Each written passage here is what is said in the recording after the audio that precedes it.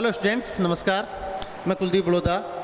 अपन कक्षा 12 में एग्रीकल्चर के अंतर्गत पिछले पार्ट में अपन ने एनिमल हस्बेंड्री के अंदर सारे चैप्टर कर लिए थे।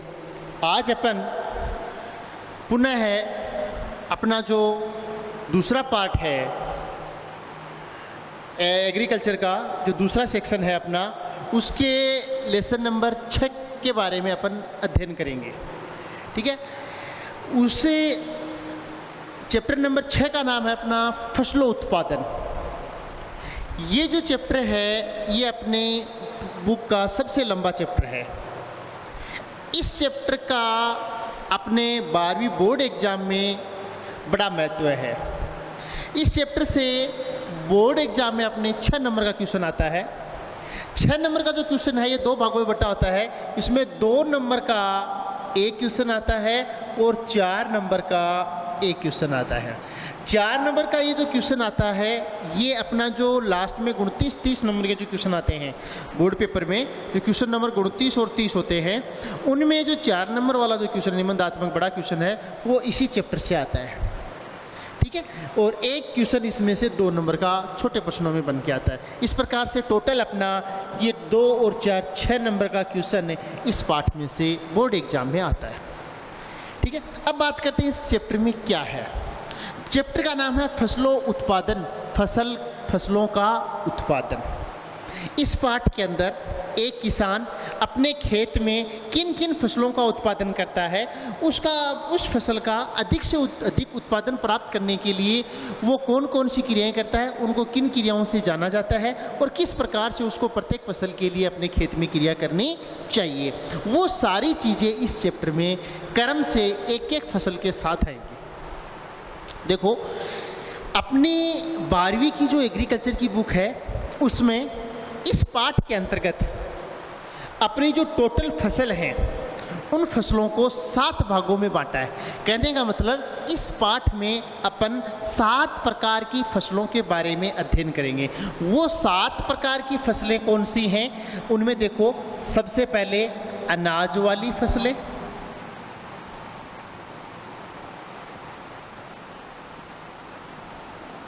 अनाज वाली के बाद में दलहन फसलें, दलहन फसलें, दलहन के बाद में तिलहन फसलें, तिलहन के बाद में चारे वाली फसलें,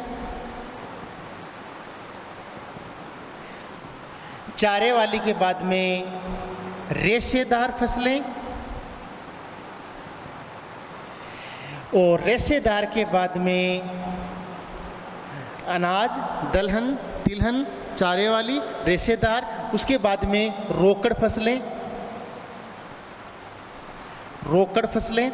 और रोकड़ फसलों के अलावा जो अंतिम है नंबर 7वें नंबर पर जो अपनी फसल आती है, देखो, अनाज वाली, दलहन, तिलहन, चारे वाली, रेशेदार, रोकड़, और उसके बाद में ये कौन सी बच गई, इसमें अनाज वाली हो गई, दलहन हो गई, तिलहन हो गई, चारे वाली हो गई, रेशेदार हो गई, रोकड़ फसलें हो गई, और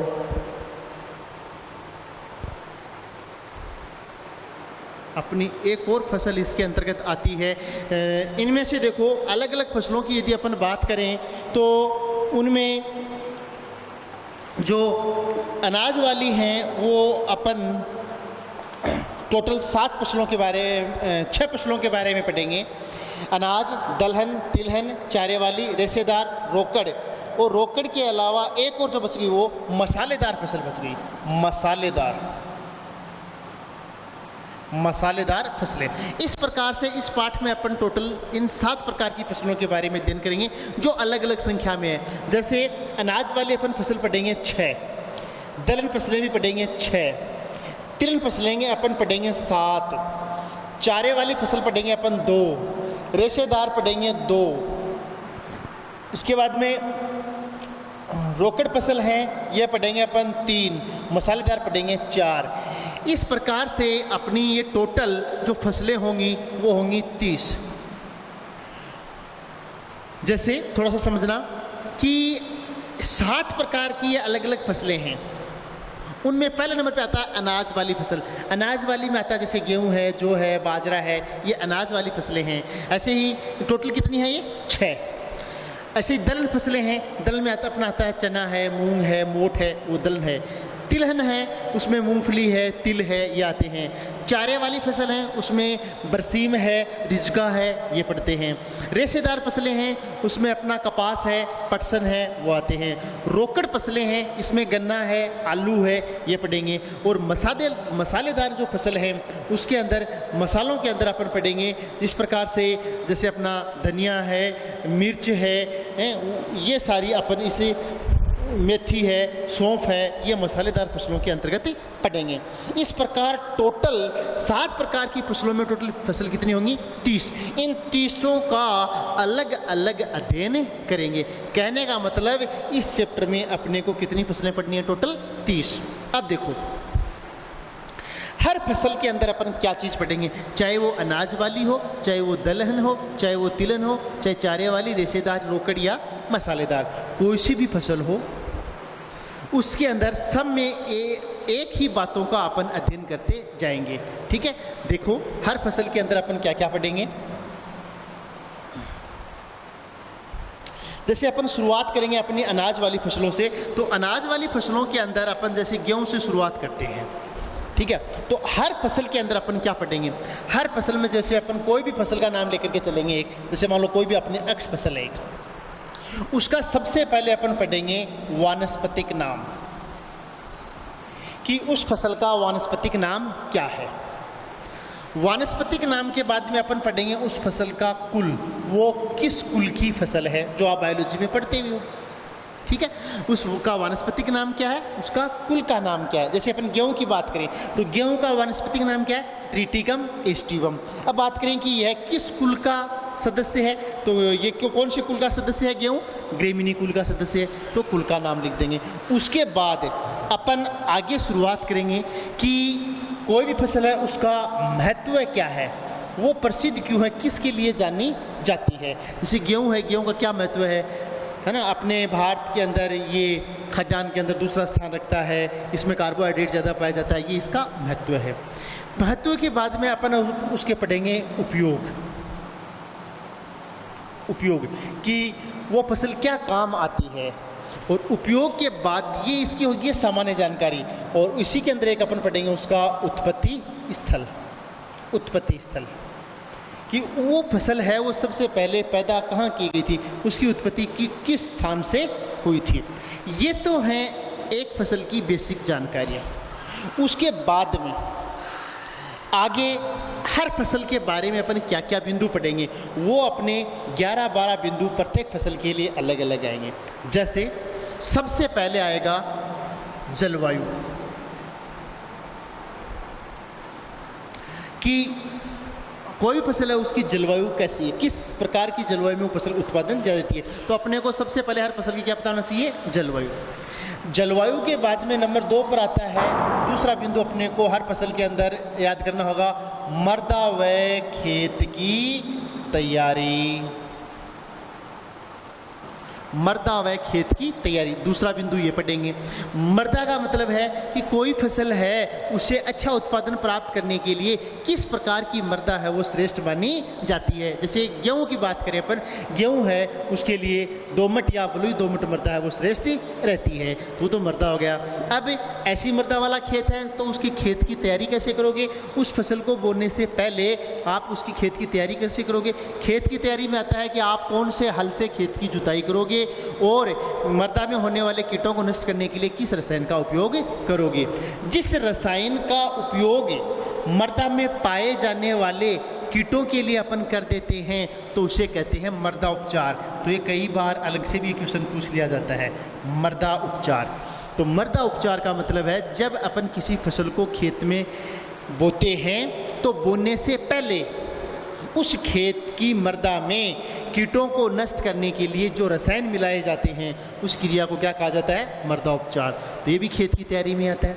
तो मृदा व खेत की तैयारी हो गया है ना। मृदा और खेत की तैयारी होने के बाद में तीसरे नंबर पर जो बात आती है वो अब सस्य क्रियाओं में आ जाती है।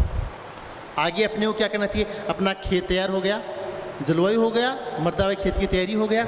अब उसके बाद में अगला बिंदु क्या आएगा, अगला बिंदु आता है उसकी उन्नत किस्में।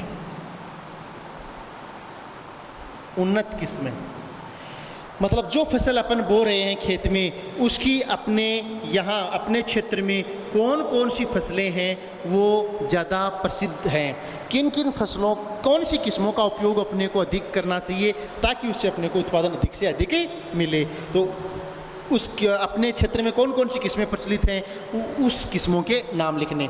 कम से कम कितनी किस्में, 4 किस्में अपने को हर फसल की याद करनी होगी। उन्नत किस्मों के बाद में जो चौथा बिंदु आता है, चौथा बिंदु आता है वो अपने को याद करना होता है बीज दर व बीजोपचार। बीज दर, कई बार इसको बीज दर न लिख करके बीज मात्रा भी लिख देते हैं। बीज मात्रा, बीज दर का मतलब है कि आप जिस फसल को खेत में बो रहे हो उसकी प्रति हेक्टर कितनी मात्रा आवश्यक होगी। अपने एग्रीकल्चर में जो भी अपन चीज़ पढ़ेंगे वो प्रति हेक्टर के हिसाब से पढ़ेंगे। 1 हेक्टर में उस फसल की कितनी आवश्यकता होती है, उसके कितने बीजों की आवश्यकता होती है। जैसे अपन बात करें गेहूं, अपन गेहूं को लेकर चल रहे हैं, गेहूं जो है उसकी प्रति हेक्टर कितनी मात्रा आवश्यक होती है, तो अपन कह सकते हैं भाई गेहूं की 100 किलोग्राम प्रति हेक्टर गेहूं की आवश्यकता होती है। तो ये 100 किलोग्राम क्या होगी, बीज दर या बीज मात्रा कितनी की, 1 हेक्टर की मात्रा होगी। अब अपन यदि 2 हेक्टर में बुआई कर रहे हैं तो कितना बीज आवश्यक होगा, 200 किलोग्राम। और यदि अपन आधा हेक्टर में बुआई कर रहे हैं तो कितना आवश्यक होगा, 50 किलोग्राम। तो बीज दर का अपने को पता होना चाहिए भाई जिस फसल की अपन बुआई कर रहे हैं तो उसके कितने बीजों की आवश्यकता पड़ेगी। बीजों को बोने से पहले उनको विशेष रसायनों से उपचारित किया जाता है, उस क्रिया को कहा जाता है बीजोपचार। बीज प्लस उपचार, बीज का उपचार। बीज का उपचार इसलिए किया जाता है ताकि जमीन में जब बीज को बोया जाता है तो उसके ऊपर किसी प्रकार का कीट या सूक्ष्म जीव या कवक आक्रमण न करे। मतलब उस बीज को खराब होने से बचाने के लिए विशेष प्रकार के रसायनों से बुआई से पहले उपचारित किया जाता है। उस क्रिया को क्या कहते हैं, बीजोपचार। अलग अलग प्रकार के बीजों को अलग अलग प्रकार से उपचारित किया जाता है। तो बीज व बीजोपचार करेंगे। बीज व बीजोपचार करने के बाद में अपन उस फसल की बुआई करेंगे। ठीक है। नंबर 5, पांचवा बिंदु जो आता है वो आता है बुआई का समय व विधि। अब आप अपने घर में बीज ले आए, कितनी मात्रा में चाहिए वो आपने पता कर लिया, पता आपको, बीजोपचार कर लिया। अब अपने को उस फसल की बुआई का उचित समय पता होना चाहिए। ध्यान देना, देखो हर फसल जो है उसकी बुआई के मुख्यतः 3 समय माने जाते हैं। एक तो अगेती बुआई मतलब समय से पहले, एक होती है समय पर बुआई फिक्स समय पर, और एक होती है पछेती बुआई मतलब समय के बाद।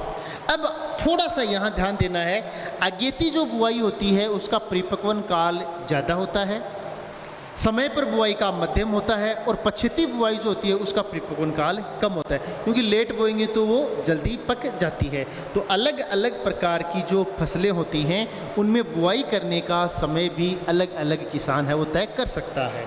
वो निर्भर करता है उसके खेत की तैयारी पर, मतलब खेत खाली किस समय होता है। यदि मान लो किसान ने पहले से ही कोई फसल बो रखी है और उस फसल को वो कटाई करने में समय ज़्यादा ले लेता है जबकि अगली फसल का समय हो चुका, तो इसका मतलब क्या है कि वो उस आगे वाली फसल की बुआई है वो समय पर नहीं कर सकता। समय पर नहीं कर सकता तो उसका मतलब वो लेट बोएगा। लेट बोएगा तो किस प्रकार की किस्मों का चयन करना चाहिए, अगेती, समय पर या पछेती किस्मों का।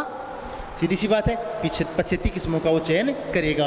तो फसलों की बुआई का समय कब है, आपने गेहूं चुना है तो गेहूं की यदि आप अगेती बुआई करते हो तो कब बोओगे, समय पर बुआई करते हो तो कब बोओगे, और यदि पछेती बुआई करते हो तो उसको कब बोओगे। बोने के बाद में दूसरा अपना बिंदु है विधि। किस विधि से आप बुआई करोगे।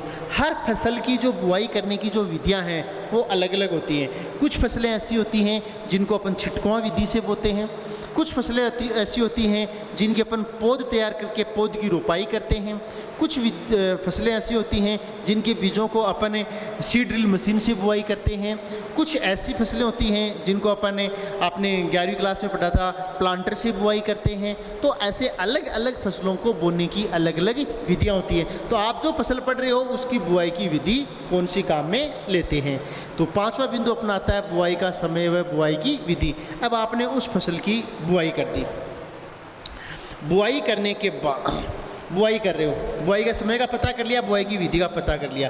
अब उसके अंदर आप क्या दोगे, अच्छा उत्पादन प्राप्त करने के लिए क्या देना पड़ेगा अपने को, खाद और उर्वरक। तो छठा बिंदु है वो अपने को पता होना चाहिए उस फसल के लिए कितनी खाद की आवश्यकता होगी और कितने उर्वरक की आवश्यकता होगी।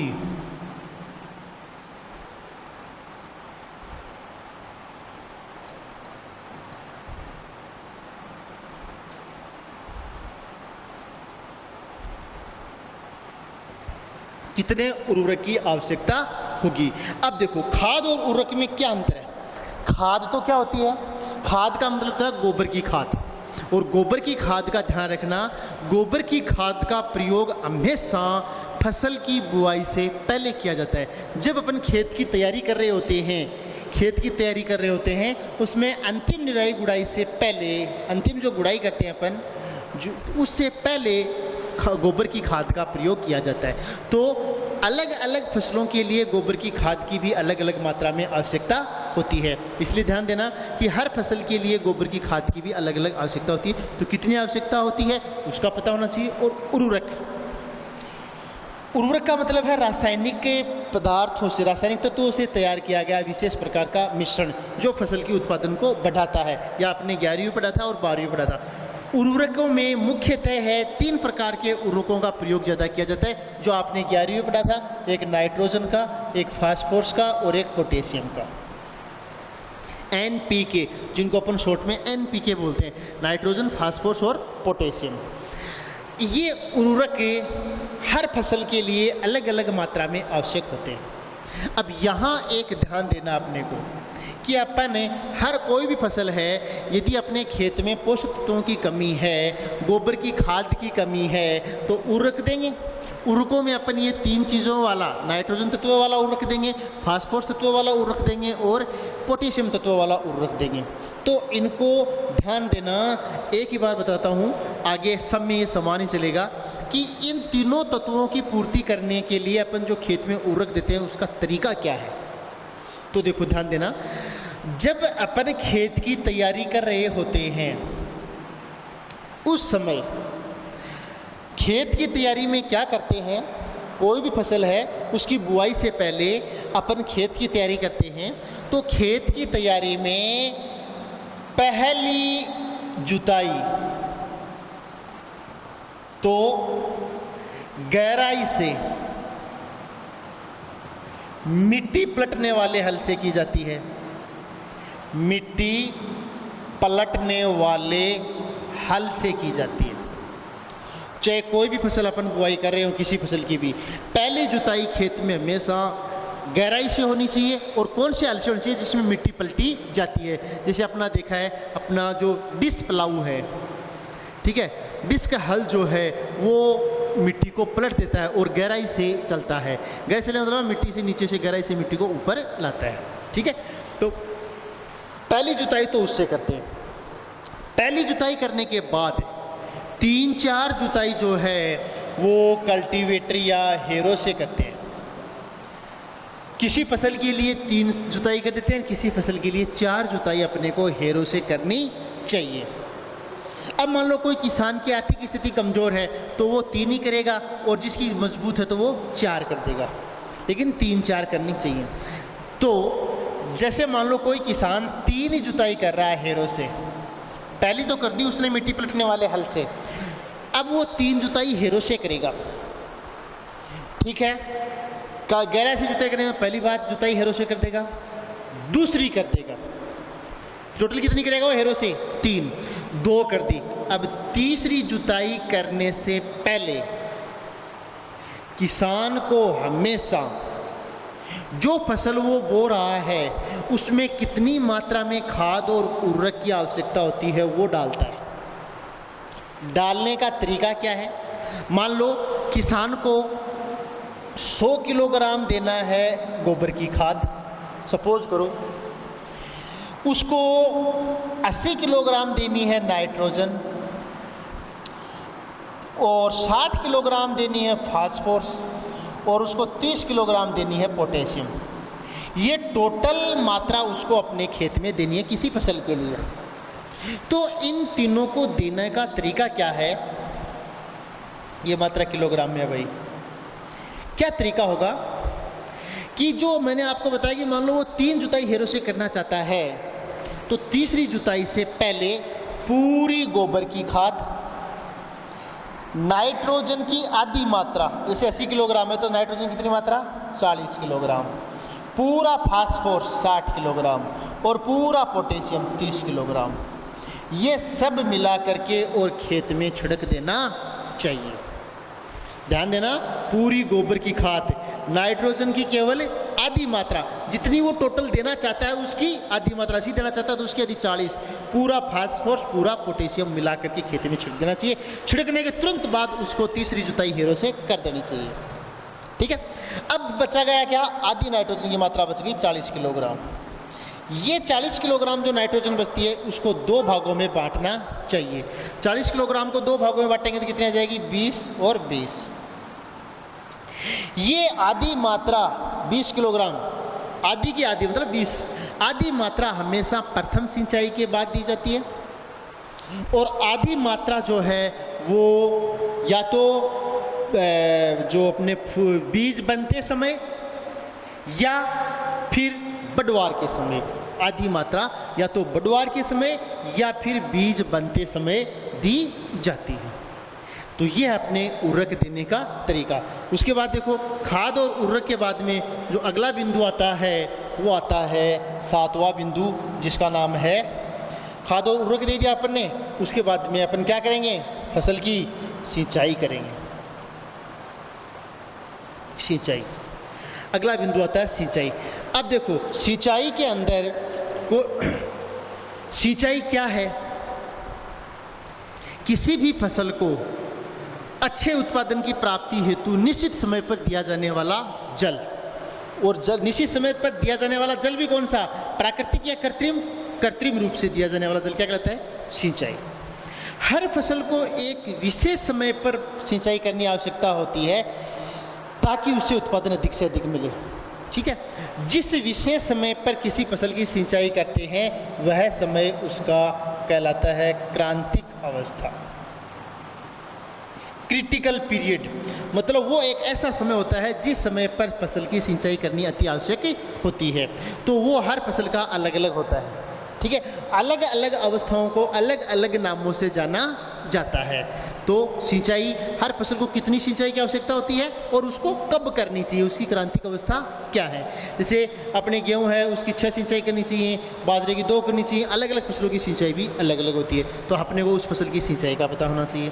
सिंचाई के बाद में 8वां नंबर पे जो बिंदु अपन पढ़ेंगे, हर कोई भी फसल है उसके लिए, वो आता है फसल के बाद में, उसका नाम आता है अंतराकृषि। ठीक है, 8वां बिंदु है उसका नाम है अंतराकृषि। अब ये नया नाम आया। पुरानी जो किताबें हैं उनमें आप पढ़ोगे खरपतवार नियंत्रण, जबकि अब जो नई किताबें आई हैं उनमें ये नाम ना करके क्या आता है? अंतराकृषि। इसके अंतर्गत क्या करते हैं? जब अपन फसल बो दी, अपन ने उसके अंदर खाद उर्वरक दे दिया और सिंचाई करेंगे तो फसली पौधों के साथ साथ में खरपतवार वाले पौधे भी उगाते हैं। उन खरपतवार वाले पौधों को नष्ट करने के लिए अपने को क्या उपाय करने चाहिए, वो क्या कहलाता है? अंतराकृषि। कौन कौन से अपने को रसायन देने चाहिए? हर प्रकार के खरपतवार को नष्ट करने के लिए अलग प्रकार के रसायन आते हैं, तो उन्हें क्या कहते हैं? अंतराकृषि या खरपतवार नियंत्रण। ठीक है, 8 बिंदु हो गए। 8 के बाद में 9 आता है पादप संरक्षण। 9वां जो बिंदु आएगा वो आएगा पादप संरक्षण। ये भी नई किताबों में आया है। इसका मतलब होता है कीट नियंत्रण। कीट नियंत्रण। कीट नियंत्रण पादप संरक्षण का मतलब है प्राकृतिक आपदाओं से, कीटों से बचाने के लिए अपने को क्या करना चाहिए, वो आता है पादप संरक्षण के अंतर्गत। उसके बाद में इसी के अंदर देखो, जैसे अलग अलग प्रकार की फसलों को अलग अलग प्रकार के कीट प्रभावित करते हैं, तो उसके लिए अपने को किन प्रकार के रसायनों का प्रयोग करना चाहिए, वो इसमें आएगा। इसके बाद 10वें नंबर पे आते हैं उस फसल को प्रभावित करने वाले रोग व उनका नियंत्रण, ये पढ़ेंगे। 10वां जो बिंदु आएगा रोग व उनका नियंत्रण। उसके बाद अलग अलग फसलों में अलग अलग प्रकार के रोग होते हैं और उनका अलग अलग रसायनों से नियंत्रण किया जाता है, वो पढ़ा जाएगा। उसके बाद में जो 11वां बिंदु आता है वो आता है कटाई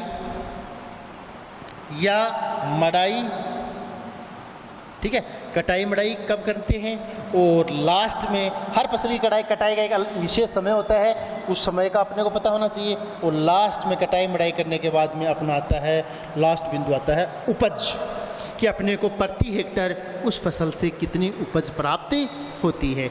ये इतने बिंदु अपन प्रत्येक फसल के अंतर्गत पढ़ेंगे।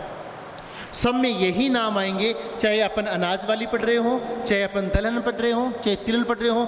एक फसल लेकर के चलेंगे, उसकी सबसे पहले ये चीज़ें लिखेंगे, वनस्पतिक नाम, कुल, महत्व, उपयोग, उत्पत्ति स्थल। उसके बाद में जो सस्य क्रियाएं चलेंगे उसमें सबसे पहले पढ़ेंगे उसका जलवायु, मृदा व खेत की तैयारी, उन्नत किस्में, बीज दर व बीजोपचार, बुआई का समय व विधि, खाद व उर्वरक, सिंचाई, अंतराकृषि। उसके बाद पादप संरक्षण, रोग व उनका नियंत्रण, कटाई व मड़ाई, और लास्ट में उपज। इसके साथ ही एक फसल है वो खत्म हो जाएगी। ऐसे अपन प्रत्येक फसल को पढ़ते जाएंगे और टोटल कितनी फसल पढ़ेंगे, 30। ये था आज का अपना पाठ। Thank you, have a nice day.